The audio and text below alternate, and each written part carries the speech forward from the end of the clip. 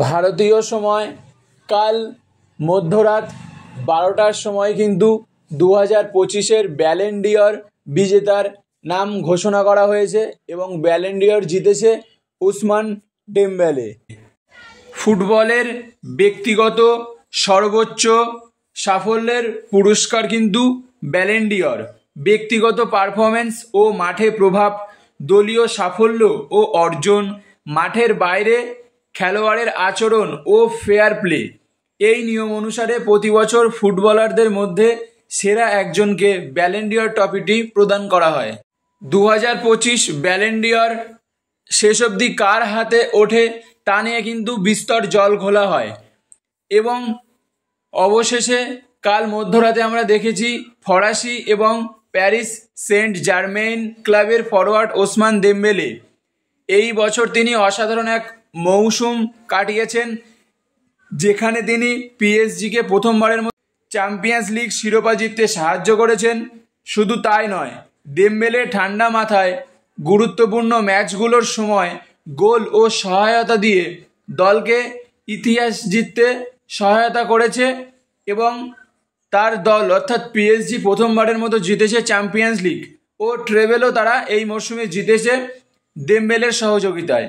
দেম্বেলের অসাধারণ পারফরমেন্সে তিনি এই মরশুমেই 35-এর বেশি গোল করেছেন, 15টির বেশি অ্যাসিস্ট করেছেন, যা তাকে অনন্য পরিসংখ্যানের মালিক করে তোলে। তার এই সাফল্যে ফরাসি ফুটবলকারীদের ইতিহাসে নতুন ধারা সৃষ্টি হয়েছে।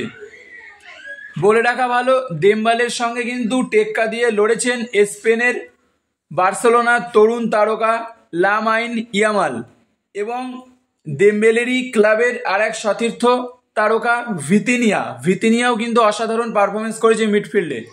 তবে তীব্র প্রতিযোগিতায় দেম্বেলেই সেরা হিসেবে মর্যাদাপূর্ণ ট্রফিটি গ্রহণ করেছেন। অনেকেই এখানে ভেবেছিল যে রাফিনহা হয়তো 2025 সালের ব্যালন ডি'অর পেতে পারে, কিন্তু তা হয়নি। এই পুরস্কার শুধু একটি ব্যক্তিগত সাফল্য নয়, এটি পুরো দলের কঠিন পরিশ্রম ও সংগ্রামের পরিচয় বহন করে। দেম্বেলে এই পুরস্কার গ্রহণের সময় তার কোচ, পরিবার ও মেসি সহ অনেককে বিশেষ ধন্যবাদ জানিয়েছেন, যারা তার প্রতিটি পদক্ষেপে পাশে ছিল। শুধু তাই নয়, মেসির কথা বলতে গিয়ে দেম্বেলে কিন্তু কেঁদেও ফেলেছেন। বন্ধুরা, ফুটবল শুধু একটি খেলা নয়, এটি আমাদের জীবনে অনুপ্রেরণা এবং ঐক্যের এক অসাধারণ মাধ্যম। উদীয়মান তারকাদের জন্য দেম্বেলের এই সাফল্য একটি দারুণ পাঠ। কঠোর পরিশ্রম, অধ্যবসায় আর মনোনিবেশ থাকলে যে কেউ শীর্ষে পৌঁছতে পারে। তো এবার কথা বলি 2025 সালের ব্যালন ডি'অর টপ 5 র্যাঙ্কিং নিয়ে। টপ 5 র্যাঙ্কিংয়ে কিন্তু 5 নম্বরে শেষ করেছে র্যাঙ্কিংয়ে রাফিনিয়া, যে বার্সেলোনার প্লেয়ার এবং ব্রাজিলের হয়ে খেলে। রাফিনিয়াও কিন্তু বেশ ভালো পারফরমেন্স করেছে এই সিজনে এবং ব্যালন ডি'অর কন্টেন্ডারও ছিল রাফিনিয়া। 4 নম্বরে শেষ করে মোহাম্মদ সালাহ, লিভারপুলের হয়ে অসাধারণ পারফরমেন্স মোহাম্মদ সালাহকে ব্যালন ডি'অর র্যাঙ্কিংয়ে 4 নম্বরে এনে তুলেছে।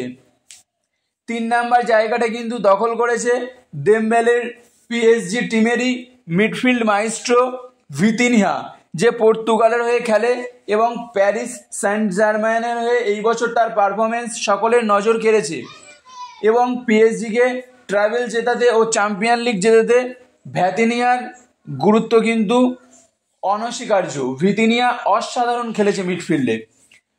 ব্যালন ডি'অর র্যাঙ্কিংয়ে 2 নম্বর জায়গাটি অর্জন করেছে লামাইন ইয়ামাল। এই অল্প বয়সেই তার এই সাফল্য সারা বিশ্বে ছড়িয়ে পড়েছে এবং সে বর্তমানে একজন ফুটবল আইকন হয়ে উঠেছে। বার্সেলোনার হয়ে তিনি কিন্তু খেলেন এবং স্পেন হলো তার জাতীয় দল, যেখানে তিনি ফেলতে সক্ষম হয়েছে। প্রধানত বার্সেলোনায় তার সাফল্য তাকে ব্যালন ডি'অর র্যাঙ্কিংয়ে 2 নম্বরে তুলে এনেছে।